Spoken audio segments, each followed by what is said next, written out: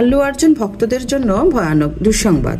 পুষ্পা 2 সিনেমাতে যখন দুনিয়া বুধ, ঠিক সেই সময় গ্রেপ্তার হলেন এই সিনেমার অভিনেতা দক্ষিণী সুপারস্টার আল্লু অর্জুন। পুষ্পা 2 সিনেমার প্রিমিয়ারে ভিড়ে পদপিষ্ট হয়ে এক নারীর মৃত্যুর ঘটনায় করা মামলায় তাকে গ্রেপ্তার করা হয়েছে। গত সপ্তাহে মুক্তি পেয়েছে আল্লু অর্জুন ও রাশমিকার অভিনীত পুষ্পা 2 দ্য রুল। 4 ডিসেম্বর হায়দ্রাবাদের আরটিসি ক্রসরোডসের চিক্কতপল্লীর সন্ধ্যা থিয়েটারে রাত 9:30টার ছবির প্রিমিয়ার ছিল। ওই প্রিমিয়ারে হাজির ছিলেন রেবতী নামের এক নারী, তার স্বামী এবং ছেলে শ্রীতেজ। সন্ধ্যা থিয়েটারে পেইড প্রিমিয়ার শো চলার সময় হঠাৎ আল্লু অর্জুন সবাইকে চমকে দিতে তার নিরাপত্তা কর্মী সহ হাজির হয়েছিলেন।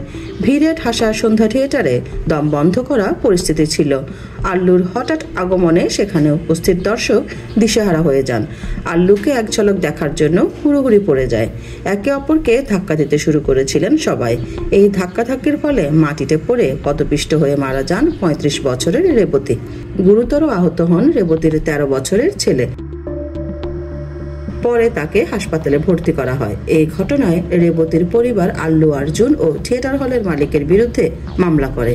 পরিবারের অভিযোগ, প্রিমিয়ার শোতে আল্লুর আসার কোনো আগাম খবর দেয়া হয়নি। ঘটনার 9 দিনের মাথায় গ্রেপ্তার হলেন পুষ্পার অভিনেতা আল্লু অর্জুন। শুক্রবার স্থানীয় পুলিশ কমিশনারের টাস্ক ডিপার্টমেন্ট এবং চিক্কতপল্লী থানার আধিকারিকরা আল্লু অর্জুনের বাড়িতে জড়ো হন। সেখান থেকেই তাকে গ্রেপ্তার করা হয়। গ্রেপ্তারের পর পুলিশ আল্লুকে চিক্কতপল্লী পুলিশ স্টেশনে নিয়ে গেছে। এর আগে এই অভিনেতা তেলেঙ্গানা হাইকোর্টের কাছে মামলার এফআইআর থেকে তার নাম মুছে ফেলার জন্য আবেদন করেছিলেন, তবে নিম্ন আদালতে এর কোনো শুনানি হয়নি। ঘটনার পর গণমাধ্যমে আল্লু রেবতীর মৃত্যুতে দুঃখ প্রকাশ করেন। বলেন, সন্ধ্যা থিয়েটারে যে দুর্ঘটনা ঘটেছে তা হওয়া উচিত হয়নি। প্রচণ্ড ভিড়ের কারণে সেদিন শো শেষ না করে থিয়েটার থেকে বেরিয়ে আসেন বলে জানান এই অভিনেতা।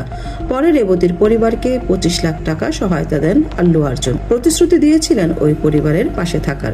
তবে আপাতত আইনিভাবে বিষয়টি মোকাবেলা করতে হচ্ছে দক্ষিণী এই অভিনেতাকে।